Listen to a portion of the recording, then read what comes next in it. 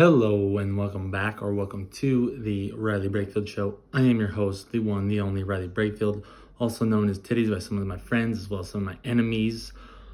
This is a podcast where we'll talk mostly about sports, but every now and then we like to dive into politics. I like to share my opinions, my thoughts about whatever's going on in the world. Sometimes I try to catch a pedophile. Sometimes I'm always talking about whatever comes to my mind. It could be a multitude of things. College football, to racism, to child pedophilia, to school shooters, to I think Joe Biden's old and should be put in a retirement home. You name it, we'll talk about. I'll talk, about Taylor Swift and her boyfriend that she just broke up with. Sad deal for her, but once again, she still seems to be the problem. But yeah, that's most of this show's about. Is pretty much anything that I feel like talking about. So if you enjoyed, hit that subscribe button so you can listen to new weekly episodes. Every Thursday I have new episodes. Sorry about the ums. I'm really struggling today with my brain. But you can also find me on TikTok, Twitter, and Instagram. Pretty regular on Twitter. Every now and then I post a random TikTok. Not very often on Instagram am I. So let's just get into it. What's today's show going to be about? News, a top 5. That should be a good one. I think it's going to put the internet on fire, hopefully. Probably won't. I'll probably get like 10 likes and 200 views, but that's okay. And then we'll finish off with a little bit of NBA playoff preview talk here. NBA playoffs are pretty much getting set. Got a couple playing games tonight. A couple more on Friday. Had a couple last night, so we'll talk about that. And yeah, let's just get into it. Over the weekend, UFC 287 took place. Headline event was Israel Adesanya versus Alex Pereira. I don't really know how you say his name. I'm probably butchering it. Jorge Masvidal was also on the undercard. He retired after he won. His career started out as being an undercard fighter on Kimbo Slice videos, so quite the crazy turnaround in life he's had, but one of the best there ever was, definitely, no doubt about that. He was definitely an unreal talent and fun to watch, so sad to see him go, but obviously the big event, Adesanya gets the win, gets a knockout over Pereira after losing to him 3 times in the past, twice in kickboxing, once in the UFC. After the fight, Adesanya put 3 arrows into him for all 3 of his defeats. I don't think he knew that he was doing that, but he did that. That's Pereira's celebration. And obviously he set the internet ablaze with his move that he did to Pereira's son. Pereira's son had mocked him in a kickboxing fight back in the day and pretended to be knocked out cold on the mat. Like, he literally just dropped. It's a crazy video. And then, Adesanya found his son, pointed him out, and did the exact same thing. So it was quite funny, quite hilarious move, but it was quite the fight from what I'm told. I didn't watch it. I don't pay for that shit. I just check it out on Twitter or Reddit, man. That's just how it be. The NBA, obviously, talking, we can do a little playoff talk here in a bit, but the NBA is investigating the Mavs for tanking because they sat all their starters. Luka only played 1 quarter on Slovenia night, where he is from. Sad deal for those people. But they decided to tank instead of trying to get into the play-in tournament. This whole play-in tournament is something the NBA created. Basically Zion Williamson in the playoffs back in the COVID year. But now it's more of a like, oh, look, you still have a chance, But I don't think anyone out of the play-in tournament is going to win the title.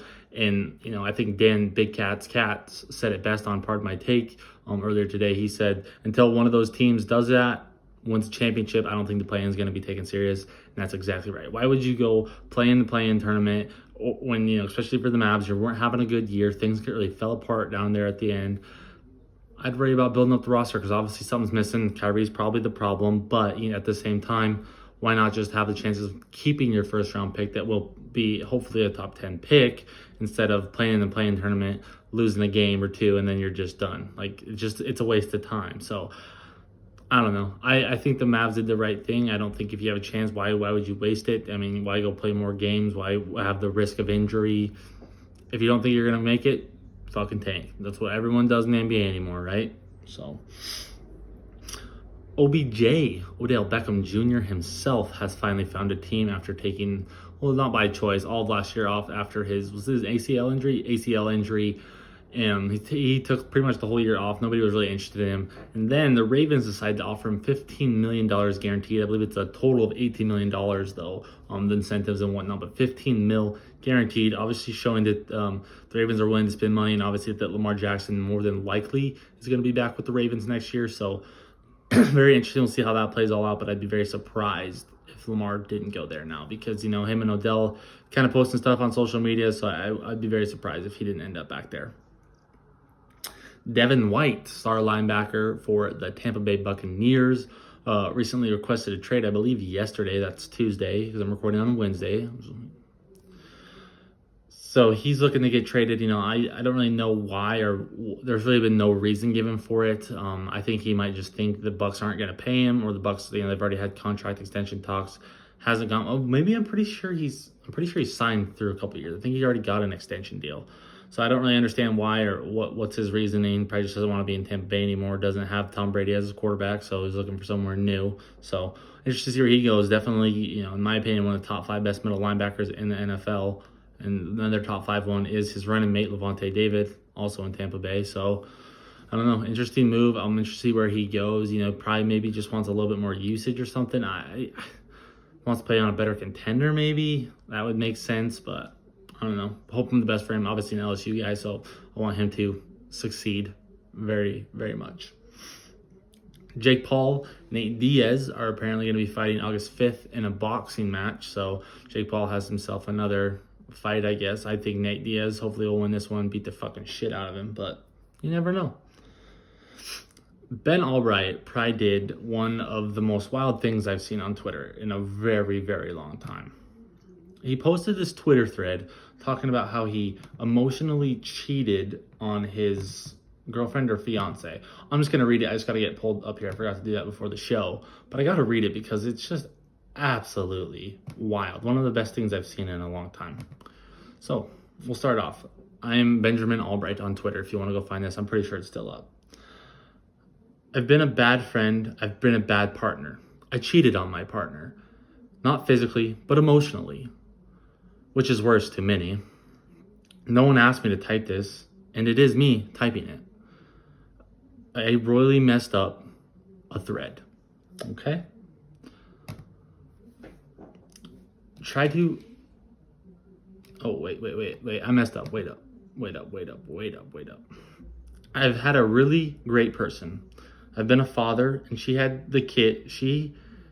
kids, and they were phenomenal too. We rushed into things. A thing I don't regret at all, but it progressed quickly. She was a big cheerleader for my career. When I got down, she really went to bat. Hold on, I gotta go to the next one. Try to pick me up, encourage me. I struggle with words of affirmation, her love language, but I'm big with acts of service, mine. She's kind of the opposite. We had a rocky go of it in spurts, but always pushed through. Some fights were my fault, some hers.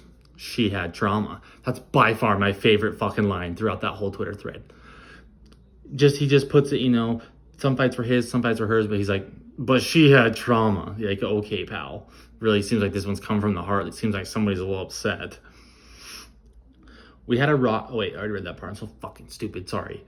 From her past about being left abandoned. And that was a stressor at times, but I understandably so. We had some knockdown, drag out fights, but pushed through every time, and we were stronger for it. Or so it seemed. I began to lose confidence in myself. There were other physical issues on my end as a result. So what did my dumbass do? I didn't reach out to my partner and talk about it with them. I did the dumbest thing possible. Tried talking and sexting my ex.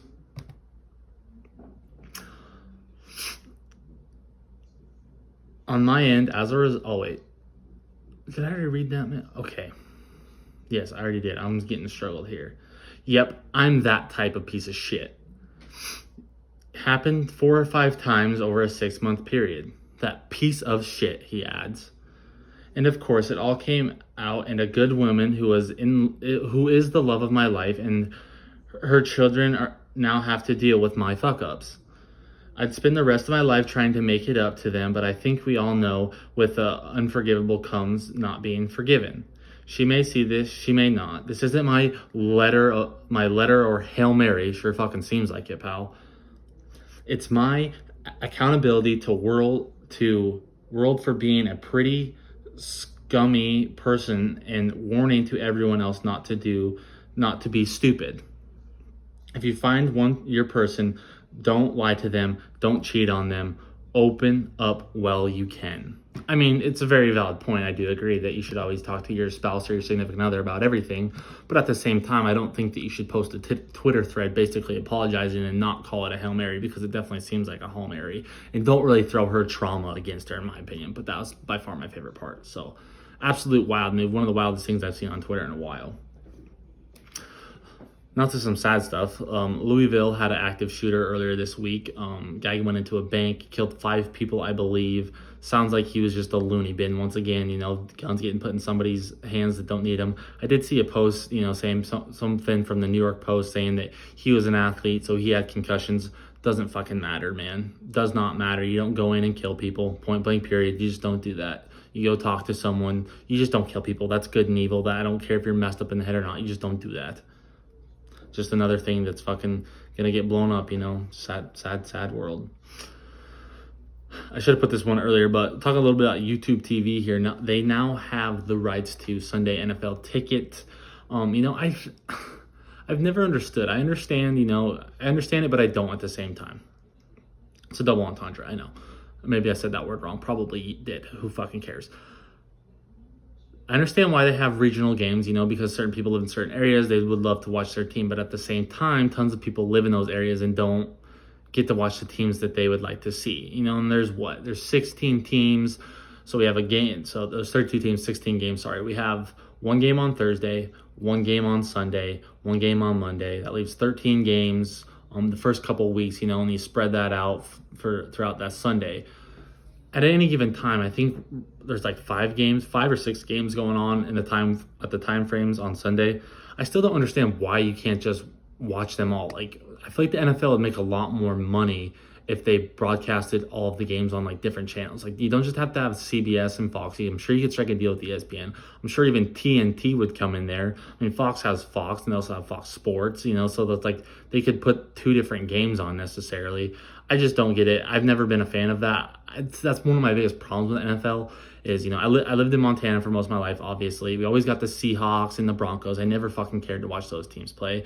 Now down here in Louisiana, it's the Saints. I don't really care too much about the Saints. The teams that I would rather watch, I'm not really a big NFL fan. I don't really have a team anymore.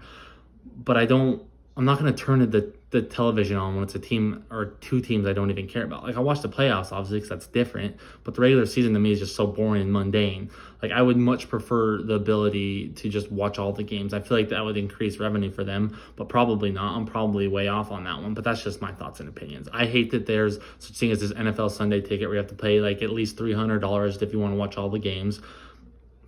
I feel like their fan base might grow if they had it on more channels. Just my opinion, instead of only having to watch one game, and then check the scores. And like, who cares about halftime shows? You could literally stagger out the games throughout the day to where no one has to watch a halftime show, because who wants to watch a halftime show? You'd rather just watch football. Like, that's what I do during college football season. I just go from one game to the next. Oh, they're playing right now? Perfect.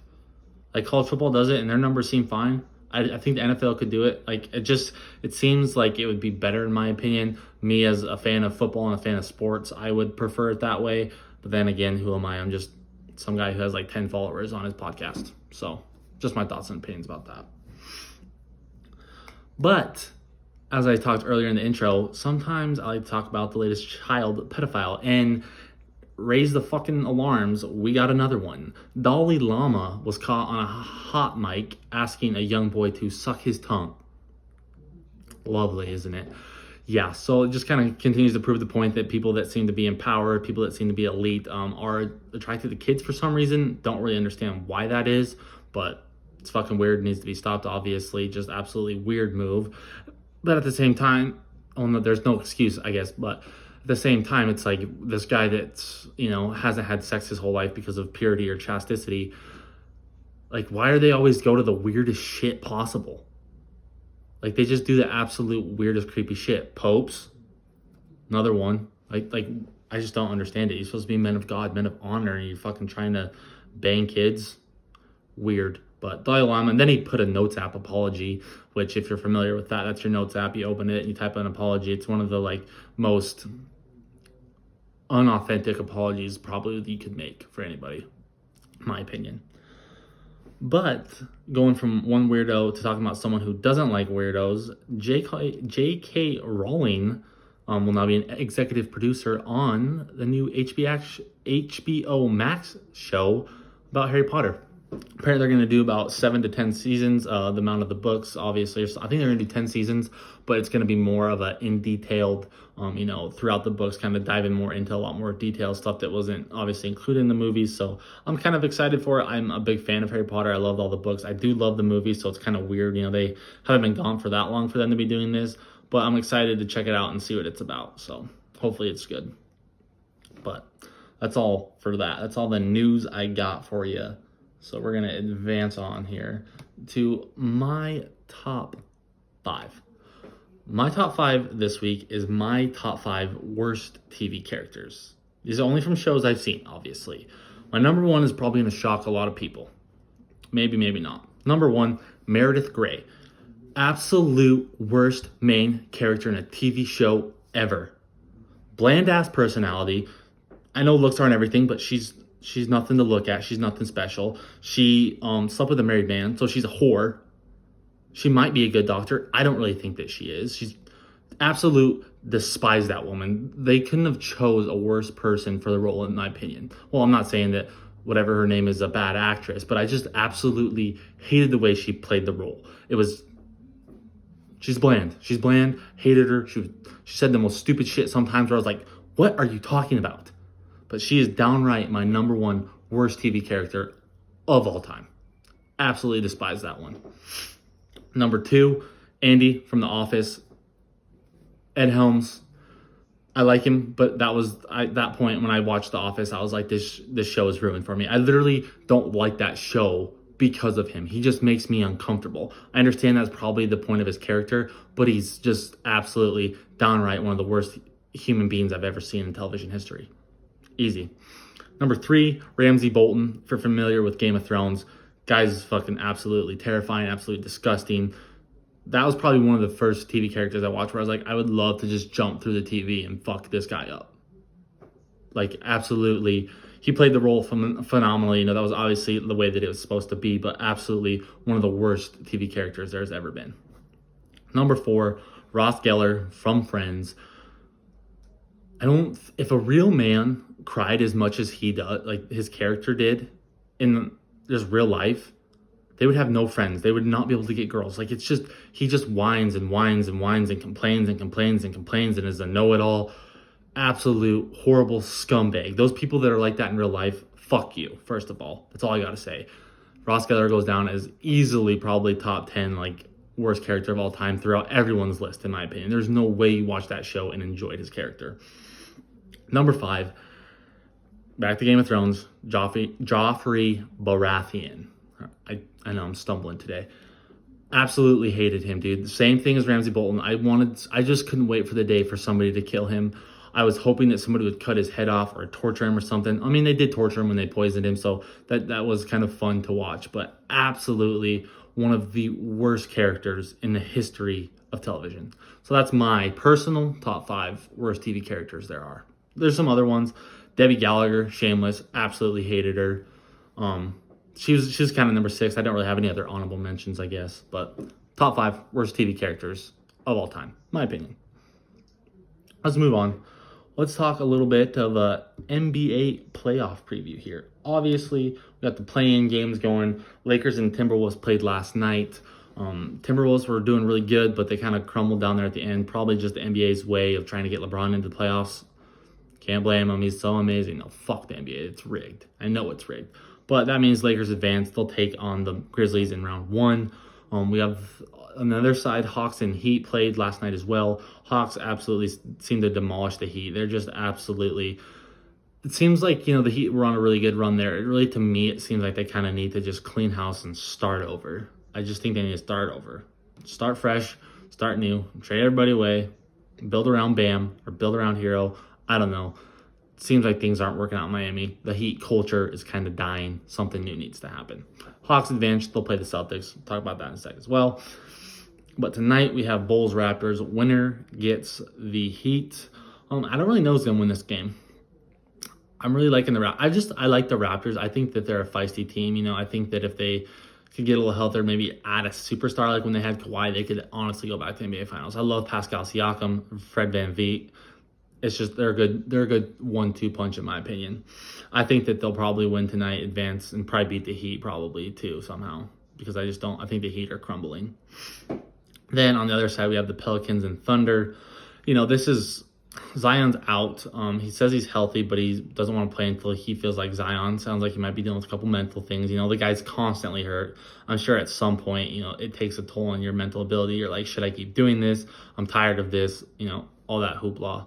So interested to watch that game as well. For the Thunder, this is one point where I do like the play-in game. For the Thunder, it's almost like big time playoff moment. We're still young. We want to be here in the actual playoffs in a couple of years. This is really a good game for them to kind of build that confidence and be like, okay, we can play in these high pressured games. So I like that part of it. I do, however, think the Pelicans are going to win tonight. So they'll advance on, play the Timberwolves, where in that one, I feel like the Timberwolves are going to win. They're just at home. They haven't lost a play-in game at home ever in the history of the play-in game. It's only been around for 2 years, but stats matter. So Timberwolves will advance, play the Nuggets, and that is where we'll start in the first round. I'm giving out my full playoff prediction right now. Okay, Nuggets, Timberwolves. The Timberwolves are very good defensively with, having Rudy Gobert, Karl Anthony Towns. You have two bigs that kind of man the paint, honestly. Their wings aren't bad defenders. I just really think the Nuggets are really good this year. I really think Jokic is kind of just putting the team together the right way. He's dishing, he's diming, he's rebounding, he's scoring. So I really like the Nuggets to win this game. I'm probably thinking 5-6 games. Gentleman sweep seems more likely to me. I do see this Timberwolves stealing one at least. Suns, Clippers. Obviously, this one's getting a lot of TV time lately. The Suns, Devin Booker, Chris Paul, Kevin Durant, DeAndre Ayton, just along with Chris Paul and Kevin Durant, those two playing together, big names. They've been big names for, 20 years now almost, it seems like, for Chris Paul. And then the Clippers, obviously, Paul George. I don't know if he's playing. I don't care. I do care. Well, I want Paul George to play because I kind of want to take a future on the Clippers to win because Kawhi is just that good when it comes to the playoffs. But I do think that this is probably going to be a 7-game series. I really do. I think it's going to be a grind out, knock it out fight. But I do see the Suns coming out on top. Their lack of depth does hurt them, but I do like their no, I'm lying. Clippers win. Yep. Clippers are going to win. They're going to beat the Suns in 7 in Phoenix. That's what's happening.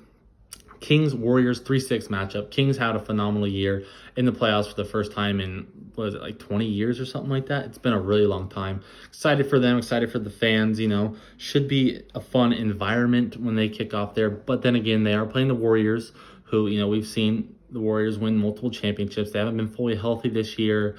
But they're scary. They're a team that can make a run. They're a team that can, win big playoff games.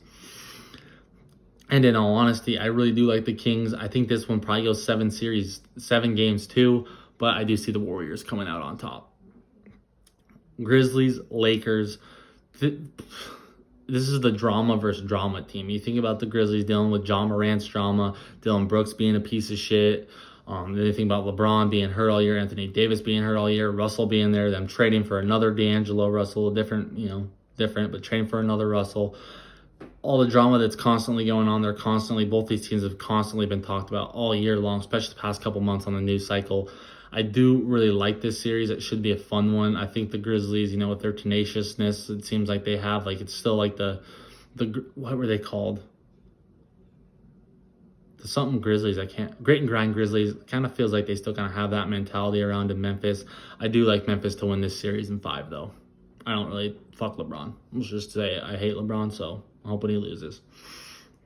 Bucks and, Bucks and Raptors for the first round matchup. I totally forgot there. Doesn't matter. Bucks 4-0 sweep. Sorry. Next question. Cavs, Knicks, probably the most exciting first round matchup in the East, honestly.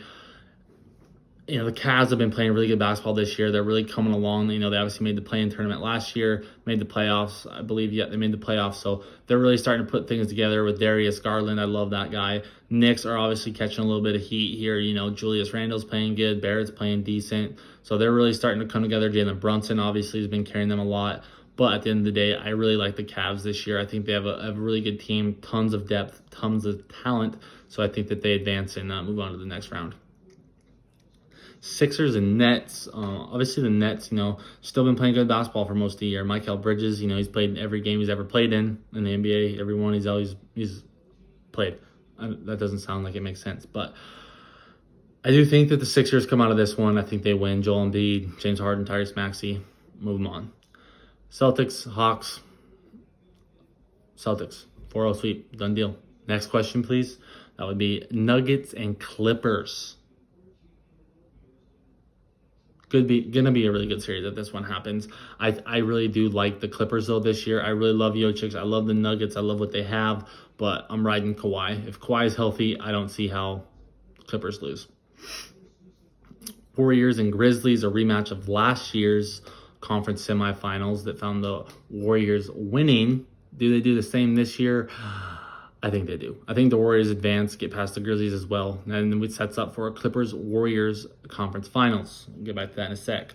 Bucks, Cavs. Bucks, man. I like the Cavs. I think that they're really going to be a successful team in the East the next couple of years, but the Bucks are just a different level right now. They've been playing great basketball all year. I think Giannis carries his team on into the Eastern Conference Finals to either play the Sixers or the Celtics. Getting that one seed would have been, it's nice for the Bucks. They avoid that tough 2-3 matchup. Celtics, they're hot right now. Sixers have been hot down the stretch. But there's one thing that continuously seems to happen for Philadelphia sports. They choke when it matters. So I don't think the Sixers win this series. I think Celtics win it in 6. Done deal. Send them home. Bye. Bye, Joel. See you never, buddy. That leaves us with our conference finals of the Clippers versus the Warriors. What did I say, man? I'm thinking about taking a future for the Clippers to win the title because Kawhi is going to fucking carry this team. Something about Kawhi in the playoffs, I just have a weird feeling this is his type of year. I honestly, I might just not tell my wife and put $100 down on fucking the Clippers to win the title. That's a great future right there. They're at plus 1,200 last time I checked. Sign me up. Give me my money. Probably won't. I'm poor. I can't gamble like that. But I do think the Clippers make it to the finals. Bucks, Celtics, Giannis, Chris Middleton, Drew Holiday, Jason Tatum, Jaylen Brown, Marcus Smart, Robert Williams, Al Horford, Peyton Pritchard. The list goes on and on of guys. I just know the Celtics roster. That's all it is. I love my Celtics this year. I think they're on a redemption tour. I love them getting to the finals. So Clippers, Celtics, like I said, I might take a Clippers future here. But at the same time, Celtics are my team. I got a Celtics flag right there. This is the Celtics year. I want them to win. And I think that they can do it. And see if I gamble $100 on, the Clippers to make the finals and they make it there, all I can do is just hedge my bet right there. Boom, boom, bang, bang. Done deal. We're making money. Game over. See you never. But that is today's show. The Boston Celtics are going to win the NBA Finals this year. I can just feel it in my fucking plums. But like I said, that is today's show. Thank you for sticking around. Thank you for listening. Don't forget to like, share, subscribe. Follow me on Instagram, TikTok, and Twitter. I know some of these shows have been going short lately. I'm working on a couple projects to hopefully, have a longer episode, a lot more to talk about. But I enjoy you spending, anywhere from 25 to an hour out of your day to listen to me talk and ramble and bullshit and just get stuff off my mind. So thank you for that. Share it with your friends and family. Help grow the audience so that we can start doing big things, start doing interviews, stuff like that. But I appreciate you. I love you. But for now, got to get to my closeout app so I can close this perfectly. I'm going to start that over. For now, your boy Titties is out.